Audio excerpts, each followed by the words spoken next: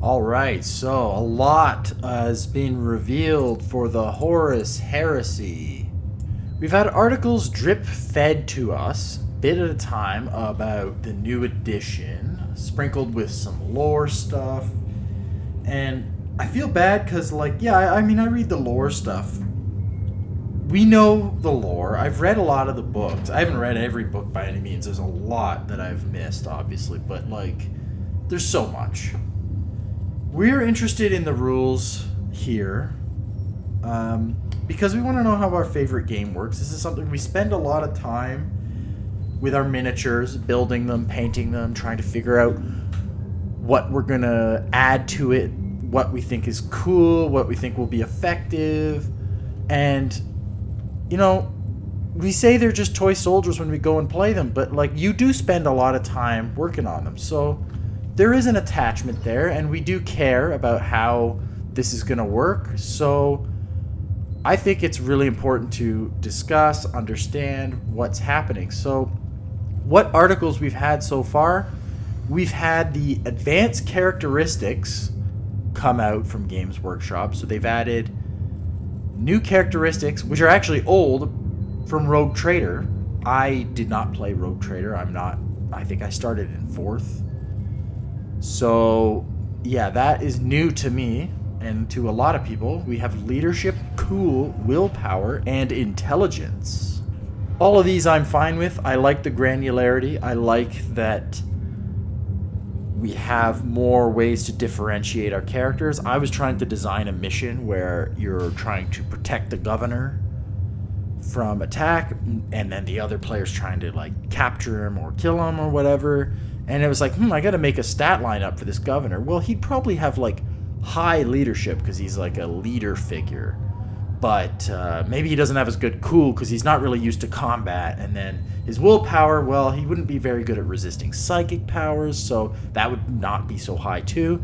But he'd probably have decently high intelligence, maybe not as high as, a Tech Marine or something like that. But, he works around with a lot of this stuff, so he could have, a higher intelligence.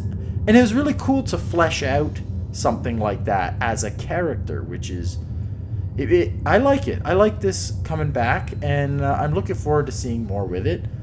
Obviously, a lot of the new tactical statuses, however you pronounce that, are going to be checked against these new stats. We have pinned, suppressed, stunned, and routed. That is a whole other article talking about the new statuses. Again, I really like what they've done here. They're splitting up pinning. Because before, pinning was you can't react, you can't move, and you can only snapfire. Now that's 3 different statuses. I'm fine with that. That's cool. We are going to have tokens, which is kind of annoying. Generally, I don't like tokens on my immersive battlefield as much, but it's something I could probably live with. I'll paint them nice at least. But yeah, so I'm fine with those effects. I'm sure a lot of people will find that interesting, and we're going to see that things like flamers causing panic checks, and you can have suppressive weapons, and you can stun. I'm thinking stun, maybe a large blast template type artillery shell can stun a unit. That would give some use to weapons like Earthshaker cannons and battle cannons on Lehman Russes. So I'm excited about a lot of these changes, actually. They look really cool. What else we got next? We got a GW article about weapons, the weapon stats. So we've got our range, firepower, strength, AP, and damage. Cool. I'm fine with all this too. I like that they've streamlined. Firepower's right there. Instead of seeing heavy 3 or rapid fire 1, it's, okay, we got firepower. You know your shots. They're right there. It's in order from here's how many dice you need. Here's the strength. Here's the AP. Here's the damage. It's all in order of when you actually do it. And I know 40K did that too. And I know a lot of Heresy people get scared about comparing it to 40K. We don't want it to be like 40K because 40K is, people have their opinions about that. But to me, this layout of the stats makes perfect sense. I'm fine with that. I think that looks fantastic. And they seem to be going towards less penalties and more buffs. So we have things like the heavy bracket X special rule, on the heavy bolter. In this case, FP, which is firepower. So if you stay still, you get an extra shot with that heavy bolter. But if you move, you got 3 shots. So 3 shots or stay still, get 4. Okay, I can live with that. It's fine, you know. So I like what they're doing with. They got it with the las cannon where it has heavy D. So if you stay still, it's 2 damage, but if you move, it's 1 damage. So far, I'm liking it. The Meltagun looks really strong, but once you see the rules leaks, you'll realize that it's actually a very swingy weapon, especially against high armor. But Melta 6 is a special rule. The 6, some people have speculated, the way it's written too makes it look like that's the range in which it gets armor bane and it gets extra damage. I think that's actually the amount of damage, and I think Melta is just going to be half range. We'll have to see when we see that rule. But the weapon rules are looking fine. The disintegrator rifle looks a little bit piddly, to be honest, but I'm fine with that. I'm glad it's not super crazy. We have the power weapons. Power sword, power axe, power fist in that article as well. Which I like these stat lines too. Initiative modifier, attack modifier, strength modifier, AP, and damage, special rules and traits.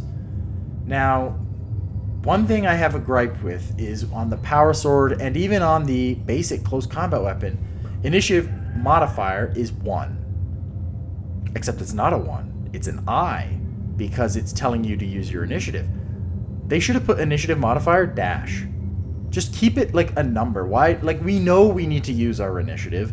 It says it's initiative modifier. I'm not modifying my initiative by my initiative. I'm not modifying my initiative at all in this case because it's just initiative. If it was a dash, it would read easier. But I know a lot of people, including myself, that was thrown off by this. I thought it was 1. I thought the power sword was +1 initiative for a minute. For a while, actually. I spent a whole day thinking that based on this. And people were saying, well, actually, look closer. It's an I. So, I mean, that's a nitpick in terms of syntax. So, whatever. Now that we know what it is, it's fine. I just think it would have read better if it said dash, like a null. Or 0. That would maybe work too. But the weapon stat stuff looks fine. I'm happy with that for the most part. And then we got to see challenges. Rules in the Age of Darkness, Challenge of Champions. This gave a lot of people headaches. It is exciting, and yet it seems like a pain. Now, I don't think it's a pain after looking through it. Again, once you read through and you kind of understand it, it actually doesn't add that much like length to the game. That's what people are really worried about. It's going to slow down close combat. Challenges were already very abusable in Horus Heresy 2.0, and it would seem that adding more complexity may cause even more abuse. However, only models with the command or champion subtypes can issue and accept challenges. So what we're hoping is that means that sergeants, your average sergeants, hopefully also not chosen warriors, maybe that's not a thing anymore because that was really busted. I have a video about that if you go back through my channel. But you could challenge lock Primarchs. It was horrible, and I don't want to see that sort of thing happening again. Honestly, a good house rule, which we talked about in one of my older videos about let wounds spill over, pretty much fixes all those problems.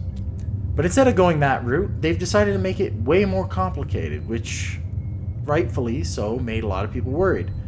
Now, from what I understand, here's how the new challenge system works. So first of all, only command and champions are going to be doing this. So ideally, there's only going to be 1 or 2 challenges per battle. So that right there settles some of that concern. So what you're going to do is I issue a challenge. The opponent decides to accept with whatever model. The 2 models face off. Both players decide to choose a gambit. The gambits have different abilities. There's like Seize the Initiative where you get to roll an extra dice for your focus roll. But anyway, they pick a gambit and it gives a certain rule. Okay? The player whose turn it is, the active player, gets to choose their gambit first, followed by the other player. Then, both players roll off and add their initiative, and any bonuses chosen from the gambit. Whoever rolls higher gets to strike first, so it's not just based on initiative, it's actually based on a die roll as well as your initiative and any other bonuses. Duelist's Edge will give a bonus to this. I actually like this because now it's not just, okay, well, you're going to go first and you have an uber weapon, so I'm just going to lose. There's more to it than that, and it's between bigger characters, so this seems pretty cool. I guess once you know who's going first, they use their attacks, then the other person uses their attacks, and it sounds like they're going to keep going back and forth until the duel is over, until I think one of the gambits is you can exit combat somehow. In shame, most likely. But yeah, it looks really interesting. I'm actually looking forward to test playing some of this stuff. So the fact that it's not every tiny sergeant challenging, hopefully there being no chosen warriors, but it being between only the command characters, and with all these new weapon stats, I think this has the potential to be really cool. So I'm looking forward to seeing this in action. So that's what we got from Games Workshop so far. Today we got how to build an army. It's about your force organization chart. Now, this article released after a whole set of leaks released. And I was up late last night looking at all these leaks. I told myself I wasn't gonna, I didn't want to spoil it, but I just couldn't resist. I need to know. There was two big things in my mind. It was about force organization and vehicle rules. And, you know, oddly enough, after I kind of thought about it, I know a lot of people are getting on the concern of force organization. I'm actually not super concerned about it.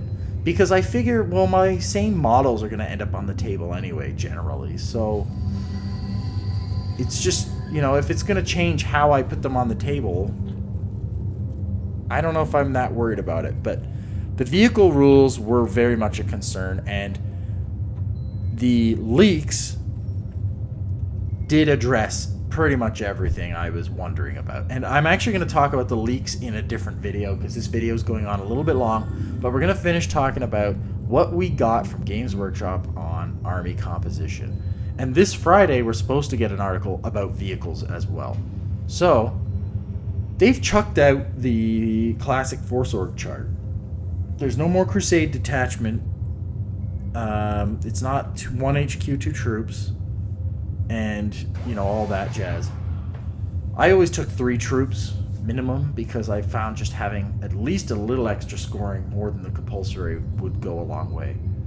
But, yeah, they've changed that. I actually showed my wife, because she doesn't do any of this stuff, but I was like, okay, look at this old chart. Now look at this new chart. Which one is more horrifying to you? And yeah, she looked at the new one and was like, that's absolutely horrifying. No. So yeah, we got a new Force Org chart, and it is wild. It is, from what I understand, Legions Imperialis, which is the newest version of Epic 40K, is organized similar to this. And I will say, now that I kind of got an understanding of what this is like, it doesn't seem so bad. I'm still going to be able to get my miniatures on the table. Everyone's going to be able to get what they want on the table for the most part. And if you're going to an event, I'm sure there'll be house rules to sort of get this in line in such a way that is thematic. So I'm not terribly worried about this, actually. You have this system where you have a Crusade primary detachment. You've got your 3 command slots, 4 troop slots, 4 transport slots, and above all those, a high command slot. These are basically your HQs, troops, and then transports are not dedicated transports anymore, But there's 2 slots on the Crusade primary detachment, which are prime slots. One is a command and one's a troop. And they... Oh my goodness. I mean, you have to just look at the article for yourself. It's been such information overload looking at all this stuff. It's actually insane. And a lot of people thought this was going to be a 2.5 edition. It really seems like they've overhauled everything. It's a big change. This is probably the biggest change to the game I've seen since 7th to 8th edition. I don't think it's quite as big as that, but it is big. Like, I had to literally stop in the middle of my... Oh my gosh. It's just like... It's a huge change. I'm getting tired just thinking about it. You have these prime slots that give some extra benefit. There's like a list of these benefits, one of them being the logistical benefit, which basically lets you take an extra unit from any other detachment and just stick them in there. So, oh, you want your dreadnought? Just stick them there. There's like these prime benefits that give like stat buffs, so you can make like a random sergeant into like a character or like a champion. So now you can do challenges and he's kind of got buff stats and all that. I don't know, it's a lot. We're gonna have to just do a game day to sort of learn all this stuff. I'm suggesting maybe starting at 1,500 points, maybe spend 2 to 2.5 hours per game just learning every little nuance. But it looks like you've got all these detachments. You've got your primary Crusade detachment, which is literally just HQs, troops, and transports. Each Centurion and command slot gives you access to other detachments. And there's a whole bunch. It's Armored Fist, which is your like transports and heavy transports. Armored Support, which is your battle tanks. Tactical Support, which probably has your like heavy weapon squads, special weapon squads, that kind of stuff. You got your Heavy Support, which are, I guess, just dreadnoughts. That's a detachment. It's just one dreadnought, basically. You've got Combat Pioneer detachment, which is 2 slots for like, looks like scouts, recon units, things like that. You got Shock Assault, which looks like Terminators have their own detachment, 2 slots for those. First Strike, it has pictures of land speeders. I'm guessing that's your bikes, land speeders. Destroyers with jump packs? I don't know. Could be a few things. We really don't know much. It's been overhauled, but the chart looks about 100 times more complicated. And this is what gets me about Games Workshop. They go and they have a great idea. They make things streamlined, but still in a granular, awesome way where the game is cool. And then they also go and add some crazy, complicated insanity.